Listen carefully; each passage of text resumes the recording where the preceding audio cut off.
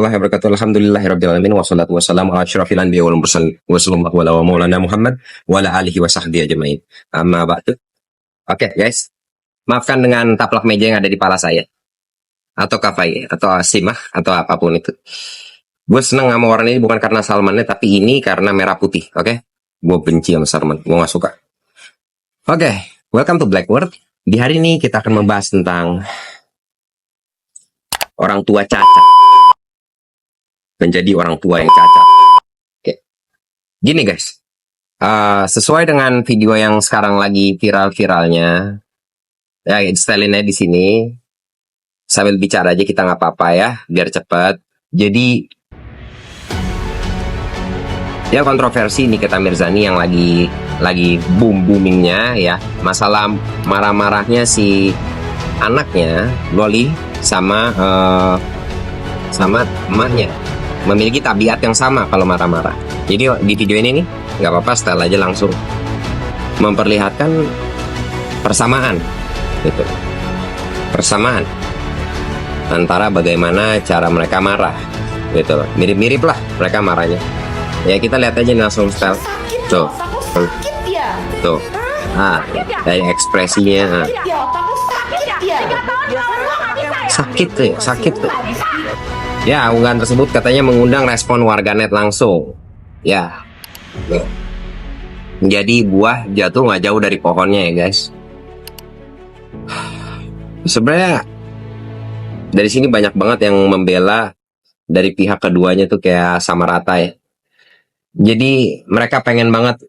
Ada yang menghujat Nikitanya gimana sama Lolinya dihujat karena membohongi publik dengan berantakin baju dan lain-lain. Itu gue nggak sebagai pembahasan fokusnya. Tapi gini loh, kalau misalkan mau menjadi orang tua, ya lo adalah panutan. Layaknya di video ini, mari kita lihat di video ini nih. Kalau kita bisa sama-sama lihat, bapak yang push up, bayinya ikut push up. Oh tidak, pantatnya. Ya, seperti itu kurang lebih ya. Apa yang dilakuin lo akan dicontoh oleh anak lo, sesimpel itu sebenarnya. Maka contohkanlah yang baik. Jadi jangan berharap kalau misalkan lu-nya langsak sama orang tua lu, sama istri lu, anak lu akan jadi baik sama istri lu. Contoh misalnya, mau kopi, cuci piring. Terus lu berharap anak lu yang nyuci piring, gitu. Anak lu jadi rajin, ya nggak mungkin, karena dia mencontohkan lu. Jadi dia merendahkan ibunya seperti lu merendahkan ibunya, ya gitu kan simpelnya. Nggak mungkin kalau lu nya baik sama ibunya, lu mencontohkan akhlakul karimah yang baik, anak lu nggak jadi baik sama ibu, kan sesimpel itu. Dan maka dengan itu guys, kenapa Rasulullah mensunnahkan olahraga, bahkan sampai benar-benar berjanjilah gitu loh untuk bergulat. Dikarenakan coba kita setel di sini. Sambil kita bahas saja santai. Ya, pria yang bernama Sing Min Tuten yang berusia 72 tahun ini nampak seperti berusia 30 tahun. Setelah berolahraga setiap hari selama 34 tahun. Artinya, orang ini malah menjalankan sunnah, orang Chinese ini malah lu pada ngajalanin sunnah. Lu cuman bisa maki-maki istri lu, suruh bikinin kopi sambil ngerokok, terus lu berharap anak lu sehat walafiat, tukang ngaji ya, lu ngaji lu nya ngerokok, sholat lu nya nggak sholat, gitu. Maka dengan itu ya, video Sing Min ini, maka dengan itu, anak itu gambaran lu, oke? Cuman anak-anak yang dirahmati oleh Allah, yang bisa merubah dirinya sendiri, dirahmati. Dan jangan kepedean anak lu bakal dirahmatin. Jangan kepedean. Ingat kata Stephen Hawking, kalau ada fotonya di sini. Tuhan tuh melempar dadu ke tempat yang kita nggak tahu. Jadi jangan kepedean lu bakal dirahmatin. Apa yang lo lakuin bakal dicontoh sama anak lu, sesimpel itu. Kalau lo buncit ya anak lu buncit. Kalau lo ngerokok, anak lu ngerokok. Kalau lo sehat, anak lu sehat. Kalau anak lu cerdas ya anak lu cerdas. Lo contoh lo baca buku, nggak mungkin anak lo nonton TikTok. Nah kalau lo tiap hari nonton TikTok, ya anak lo nonton TikTok. Simpel kan? Lo merendahkan istri lo, anak lo merendahkan mamanya. Kayak gitu. Hanya orang-orang yang dirahmati yang mampu sadar dan yang akan memotong sebuah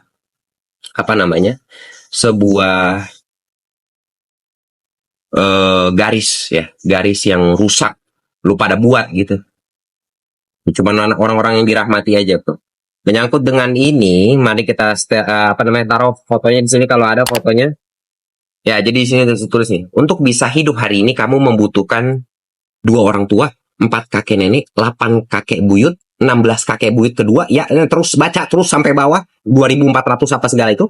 Saat kamu menyembuhkan diri, kamu juga menyembuhkan kehidupan leluhurmu yang tersimpan dalam sel-sel tubuhmu. Saat kamu sembuh, kamu memutus siklus dan menyembuhkan generasi yang tak pernah kamu temui. Dr. Will Nicole. Gua nggak peduli dokter itu. Tapi dokter ini nggak ngomong masalah takdir Allah. Nah, kita di rukun iman kita harus percaya sama kodar, yaitu takdir, cok. Takdir, cok. Oke, di Dr. Nicole ini gue seneng. Artinya kalau ketika lo merubah sesuatu, ayo guys, rubah sesuatu, garis keturunan itu, lo menyembuhkan seluruh sel leluhur lo.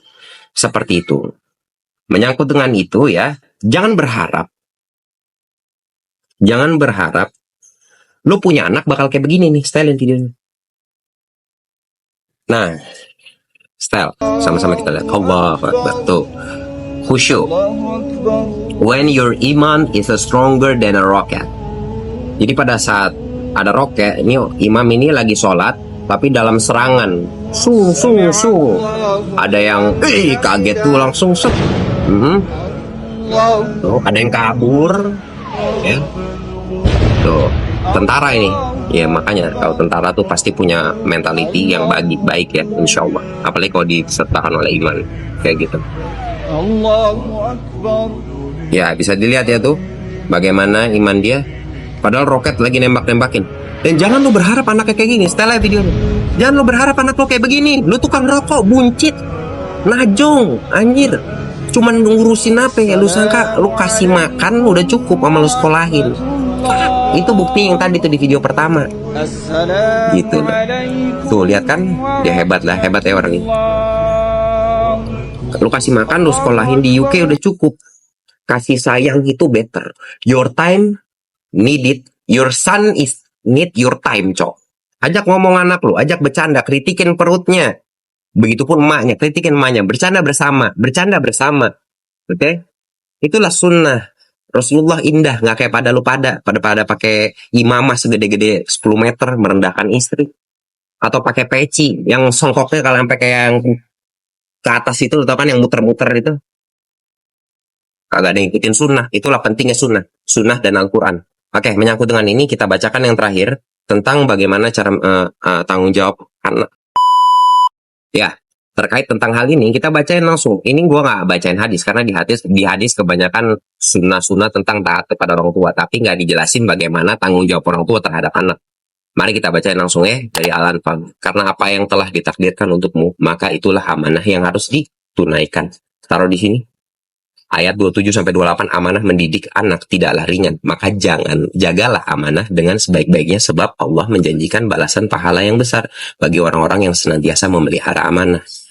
Yang kedua, Allah tidak membebanimu melampaui kemampuanmu. Al-Baqarah 233, At-Tagabun, Al-Imran 102, Al-Hajj. Keinginan mempunyai anak merupakan janji. Oke, kepada Allah. Maka tepatilah janji dengan mendidik anak sebaik-baiknya. 3, taruh aja di sini gedein. Jangan berharap kebaikan dari anak-anakmu bila tidak mendidik mereka. Bukan ngasih makan doang, namanya nyekolahin tinggi-tinggi. Menjadi anak-anak yang soleh. Akhirnya lu tinggalin dan difak-fakin kayak di video pertama. Kayak gitu ya. Al-Qud ayat 46, Maryam 59. Upaya mendidik anak adalah kewajiban yang dibebankan kepada orang tua dengan hasil mutlak dalam ketentuan Allah. 4. Didiklah anak-anakmu sesuai fitrahnya. Jangan disuruh joget. Laki-laki disuruh joget. Perempuan disuruh bergoel-goel demi prestasi. Itu ketololan orang zaman sekarang. Ya, tololannya. Karena nggak tahu sunnah, nggak tahu aturan Islam. Asal jalanin, kasih makan, yang penting dia bisa bahagia. What? Bahagia di mana? Emang lu hidup di dunia doang? Ya, sesuai fitrahnya. Ar-Rum ayat 30. Pentingnya keteladanan orang tua dalam mendidik anak-anaknya yang mensyaratkan satunya kata dalam perbuatan. 5 terakhir. Janganlah berhenti mendidik anak sampai kematian. Memisahkanmu. Al-Hijr 99. Orang tua sebagai penanggung jawab dalam mendidik anak tidak semata-mata berpikir hasil akhir dari usahanya. Sebab yang menentukan semuanya adalah Allah. Taruh dah. Jadi paham di sini ya, tanggung jawabnya di situ gue taruh ayatnya. So jangan jadi orang tua yang goblok. Pada akhirnya nih dari semua ayat Al-Quran tadi gue garisin.